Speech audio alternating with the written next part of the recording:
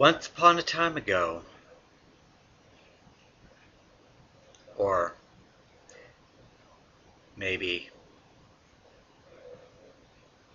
Gertrude Stein once said, a story has a beginning, a middle, and an end, but not necessarily in that order.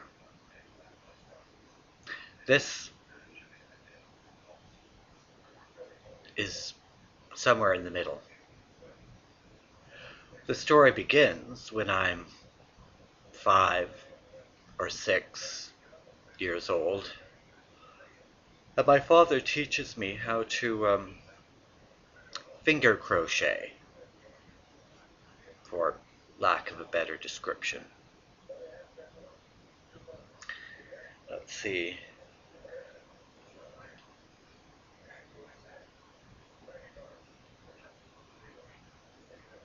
He told me it was the way fishermen on the East Coast made strings for their nets. Whether that's true or not, I don't know.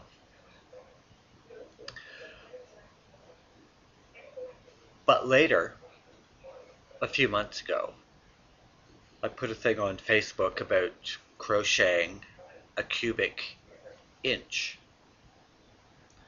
and several people made suggestions on how I could do it. But I decided that I would start by crocheting a line. So, a few days ago, I started with this bundle of yarn and started crocheting. At this point, I have this. Not quite sure how much yarn I'm crocheting, but by the time I've taken the yarn and crocheted a single line, it will be 2/3 shorter than what I began with. I will then take that crocheted line and start crocheting a thicker line with this line. And I will keep going through to the end of the line, going back to the beginning and starting another. First it will be single, then double, then triple, and then eventually the several dozen yards of crochet will suddenly get thicker and shorter and thicker and shorter. Then, perhaps, I will have a solid crochet cube. I've been doing it on transit in Calgary. People ask questions. They're used to seeing people knit on the bus, but this seems slightly strange because there's no needles involved. It's just my finger.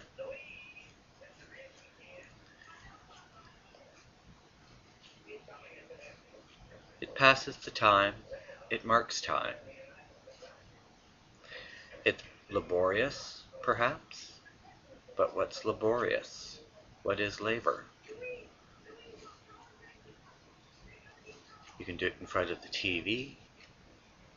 You can do it while chatting with friends.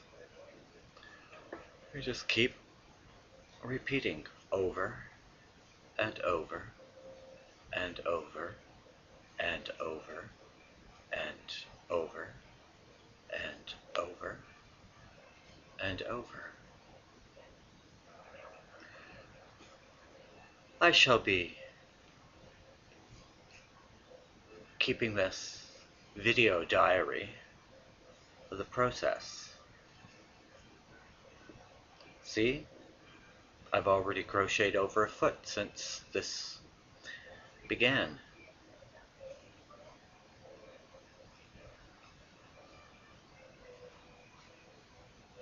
How long will it take? As long as it takes. I might tell a story or two while I'm doing it. I may just sit here silently, listening to the TV, the radio, and eventually it will come to an end, at which point so will this tale of a crocheted line. Once upon a time ago, a story was started, and on it will go.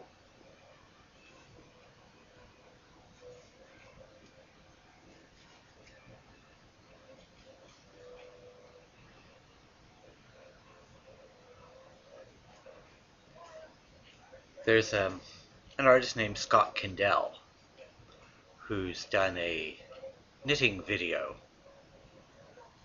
which is sort of a tribute to an Andy Warhol film called Blowjob, and you sort of see his face, or at least part of his face, and he's sort of, his hands are moving and he's sort of making noises. This is sort of like that, but not really. Does this motion hypnotize you?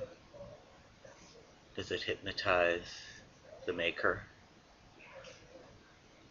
Is that where the magic in using your hands lies? And that you're able to be transported to another place? As this tape continues into its 8th minute,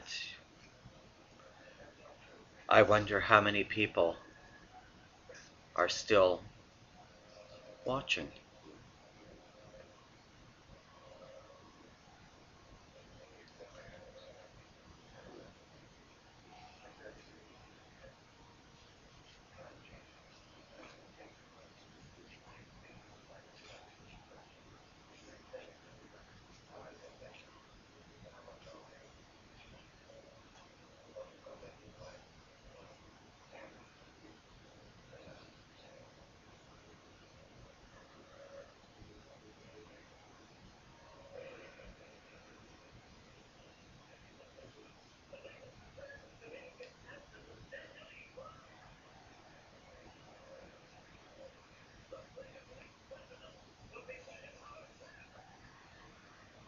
And there you go. I seem to be doing this when William Howard Taft has just been declared president on TCM in a Bette Davis movie. Now there's a bit of trivia. What Bette Davis movie takes place in the time of between Teddy Roosevelt and Taft?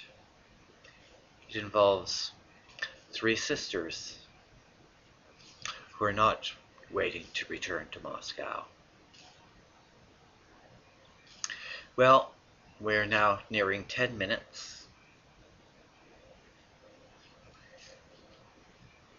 And we're at the last 10 seconds of that 10 minutes.